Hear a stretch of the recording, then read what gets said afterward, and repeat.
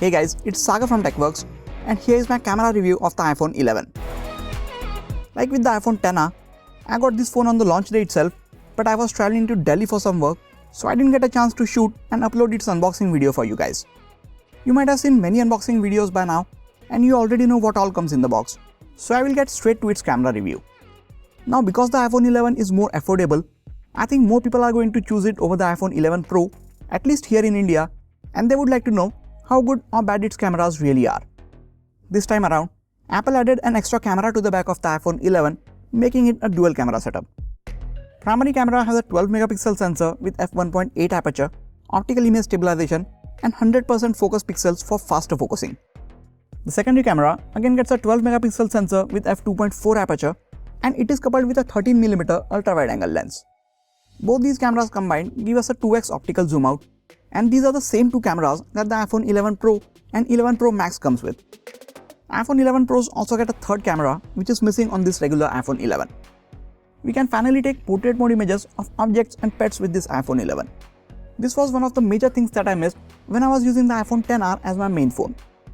You can shoot 4K videos in 24, 30 and 60 FPS with both these cameras, and now we get extended dynamic range for videos up to 60 FPS. You can also shoot 1080p videos in 30, 60, 120 or 240 FPS and 1080p slow motion videos at 120 or 240 FPS. I still hate the fact that all these options are buried deep inside the settings menu rather than being available in the camera app itself. At the front, iPhone 11 comes with the updated 12 megapixel true depth camera sensor with f2.2 aperture, next gen smart HDR for photos, ability to shoot 1080p 120 FPS slow motion videos and 4K 24, 30 and 60 FPS videos.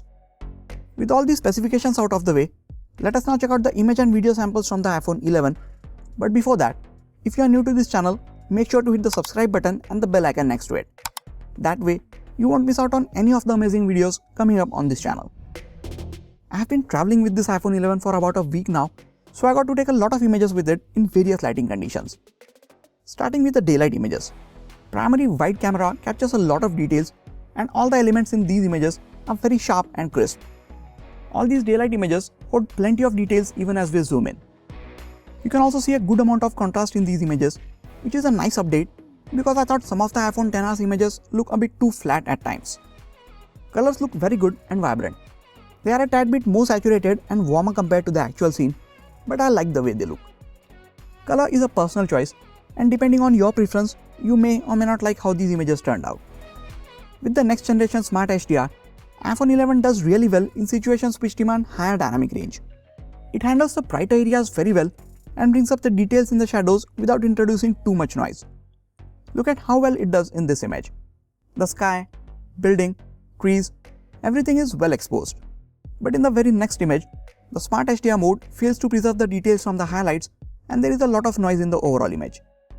This doesn't happen too often, and most of the HDR shots turn out pretty good, and unlike from some other smartphones, these HDR shots and even other normal images from the iPhone 11 don't seem to be overprocessed. There is no added sharpness, colors are not boosted too much, and everything just looks natural as it shoots from a good camera. I might be spoiling one of the next videos that I am working on while you are watching this one, but I would go as far as to say that the primary camera on this iPhone 11 is better than the one on the iPhone XS. Apple is one of the last companies to add an ultra-wide-angle lens to their smartphones. The only other manufacturer who hasn't added a wide lens is Google, but that might change in the next few days with the Pixel 4. Now that we have this ultra-wide-angle lens on these new iPhones, we can finally take some cool looking images like this by standing at the same exact spot. It is very helpful if you need to get more of the scene in your shot, or if you want to add a bit different artistic look to your images. This camera follows the same color science as the primary one, and Apple tries to match the color temperature, white balance and contrast levels as close to the primary camera as possible. But this wide lens is just not as sharp as the primary one, and like with most other wide angle cameras, there is a noticeable distortion towards the edges, which makes me want to use it less than I would have actually loved to. Apple has done really well to match the color temperature of these lenses, so there isn't too much of a shift in the white balance as we switch lenses, which is one of the biggest problems that all smartphones with multiple lenses have. Now since this wide angle lens and the sensor behind it is not as good as the primary one, and it has a much narrower aperture which lets in less light, it takes very soft images as the light starts to go down. So whenever you are in lower or less than ideal lighting situations, I will suggest you to just stick with the primary camera. There is a whole debate going on that should the secondary lens on any smartphone be a telephoto or an ultra-wide angle one. Ideally, I would like to have both, but if I had to choose only one, I would like to have a secondary telephoto lens, and this is just my personal preference. I think the wide lenses on smartphones are too soft and there is too much of a distortion towards the edges of the frame, which sometimes make the image look really weird. While the telephoto lenses deliver great sharp results, and they have been getting really good on smartphones these days. Which one do you prefer and why? Do let me know in the comments. 100% pixels on the primary sensor are now focus pixels, which means the iPhone 11 is even faster at setting the focus on a particular object. Here is a quick test showing the focusing speed. As you can see, it is quick at switching the focus from far to near object and then back again. If you have been following my camera reviews for a while, you might know that I love taking close-up shots. And thanks to faster focusing and wide f1.8 aperture, the close-up shots from iPhone 11 turn out to be amazing. You can see how sharp the subject is and how well rest of the background is blurred out. Now these are not portrait shots, so all the blur that you see in the background is optical, which is really cool. When you do switch to the portrait mode, the results are equally impressive. Now the ultra-wide camera helps the primary one for capturing depth information, and these two sensors now combine the information to capture actual depth data optically rather than just relying on software like the iPhone XR. It will still miss out on blurring out certain strands of hair, especially if you have multiple people in the shot, but this mode does get a lot better with software updates, and if it is this good at the launch, you can expect it to get much better in the coming months. Thanks to the secondary lens, now we can even take portrait mode images of objects and pets, which was one of the major things that I missed on the iPhone XR. iPhone 11 won't just allow you to take these portrait shots, but it is also really good at detecting the edges of objects and gradually blurring rest of the background, making the images really stand out. Now let us take a look at some of the images that I took in indoors, artificial and lower lighting situations. The 12 megapixel primary camera holds up really well even in these lower lighting situations, and there isn't a lot of noise creeping in these indoor images. There is a night mode on these new iPhones, but there is no way to turn it on manually, and it just shows up when the phone detects that the light is too low. This image at twilight without the night mode turned on is so good, but there is still a lot of noise in it. If I had the option to turn on the night mode, this image could have turned out much better. That being said, if there is some amount of light nearby, the images turn out really good even without the night mode, like you can see in these shots. And when the night mode option actually shows up, there is a big difference in the images with and without it. All these images have been shot handheld. You can see so much more light and details and less noise in these night mode images. As we zoom in, you can see that the images with the night mode are much sharper and a lot better looking overall.